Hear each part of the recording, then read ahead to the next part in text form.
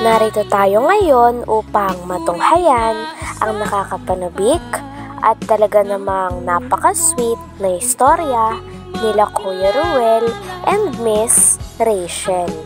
Oh, my angel, angel, baby, angel. Mr. Cupido, ako na may tulungan mo. Ikaw nga ba si Mr. Right? Ikaw nga ba love of my life? Bakit di na lang tutuhanin ang lahat? Sa pagpapatuloy ng istorya ay balik sa normal day si Miss Rachel, ang kanyang pamilya at si Kuya Ruel. Tila mas lalong ginanahan si Miss Rachel sa kanyang pag-aaral dahil nagagamit niya na ang kanyang bagong cellphone at bagong laptop. Yan naman kitang-kita natin na parang mas lalong naging porsigido si Miss Rachel sa kanyang pag-aaral. Parang napakasaya din ni Miss Rachel sapagkat malapit na talagang matapos ang bahay nila na pinagawa ng Kalingap team. Oh, my angel, angel, baby, angel. Mr. Cupido, ako na may tulungan mo. Ikaw nga ba si Mr. Right? Ikaw nga ba love of my life? Bakit di na lang tutuhanin ang lahat? Pinakita din ng mga sitwasyon kung ano na lang ang kailangan sa bahay hanggang sa dumating na si Kuya Ruel. Pagkadating nito ay halatang miss na miss niya na si Miss Rachel. Talagang napalingon si Miss Rachel nung tumulog na ang motor ni Kuya Ruel. Ibig sabihin ay nandiyan na si Kuya Ruel upang makausap siya muli at dalawin siya. Kitang-kita naman kaagad ang mga ngiti sa labi ni Miss Rachel nang makita niya si Kuya Ruel. Tila ilang araw na rin kasi ang nakalipas simula nag-7th birthday si Miss Rachel at ngayon na lamang sila muli nagkita. Kitang-kita talaga ang kasiyahan sa dalaga nang makita niya na muli si Kuya Ruel. Oh, my angel, angel, baby, angel.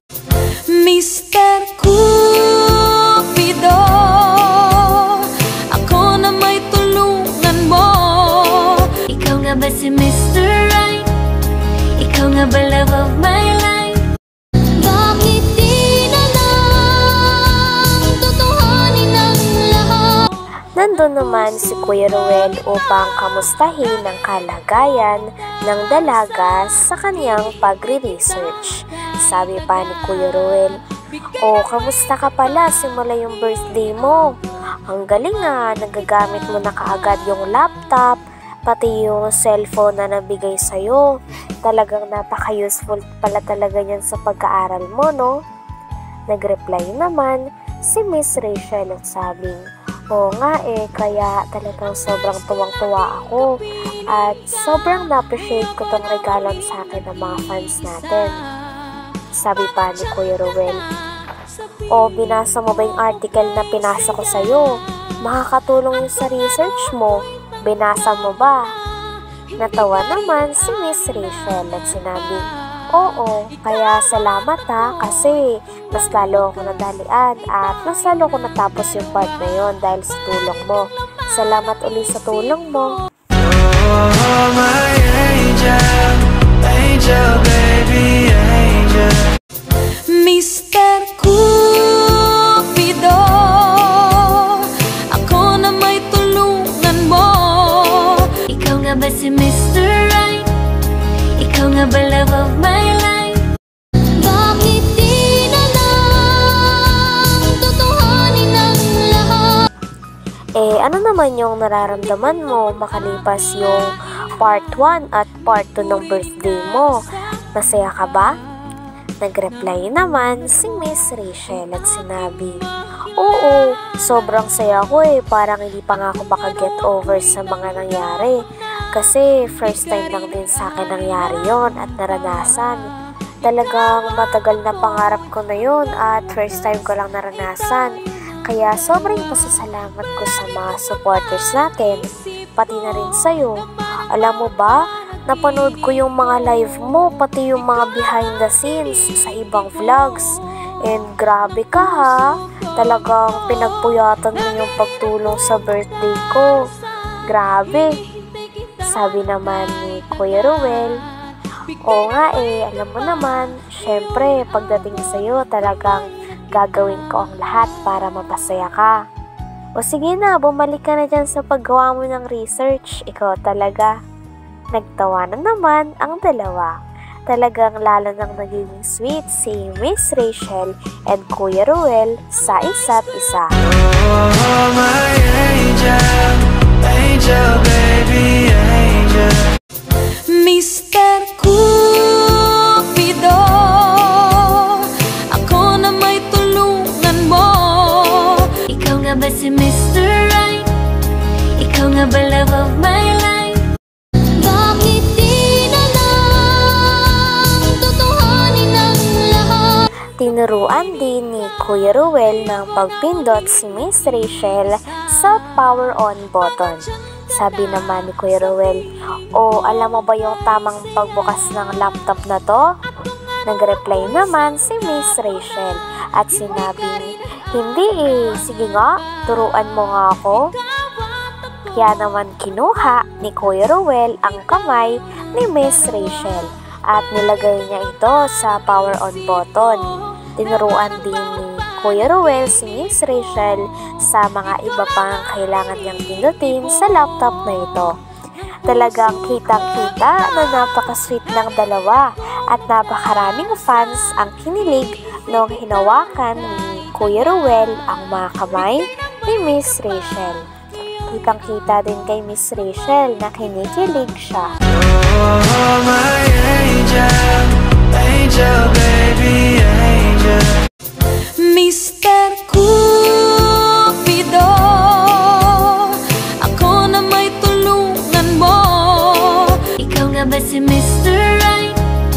Ikaw nga ba love of my life? Bakit di na lang tutuhanin ang lahat? Talagang patagal ng patagal ay mas lalo nang nagiging sweet si Kuya Ruel and Miss Rachel. Sabi naman ni Kuya Ruel, "O, kamusta yung nararamdaman mo ngayon? Okay ka lang ba?" Nag-reply naman si Miss Rachel at sinabing, "Oo, okay na ako, lalo na't na-excite pa ako kasi malapit nang matapos yung bahay namin." Nag-reply naman si Kuya Ruel at sabi, "Oo nga no, grabe ang bilis ng panahon. Parang noong una, scratch pa lang to at parang tinatansya pa lang nila yung mga spaces.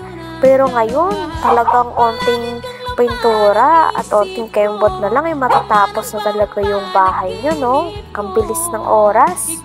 Nag-reply naman si Miss Rachel at sinabi, "Oo nga di na ako makapaghintay na talagang matirahan yung bahay namin. Talagang na-excite ako para sa akin at para sa pamilya ko. Kasi first time namin tong magkakabahay at makakatira sa ganito. Kaya hanggang ngayon ay sobrang thankful pa din ako." Oh, my angel, angel, baby, angel. Mr. Cupido, ako na may tulungan mo. Ikaw nga ba si Mr. Right? Ikaw nga ba love of my life? Bakit di na lang tutuhanin ang lahat? Sabi pa ni Miss Rachel ay, "Alam mo hanggang ngayon, todo talaga yung pasasalamat ko kay Kalingap Rab at sa Kalingap team at ibang supporters natin. Kasi dahil din sa kanila ay napapabilis yung paggawa ng bahay namin. At syempre, sila din yung dahilan kung bakit magagawa yung bahay namin." Hanggang dito na lamang muna ang ating update sa nakakakilig at talaga namang napaka-sweet na istorya nila Kuya Ruel and Miss Rachel. Maraming salamat sa inyong panonood. Bye!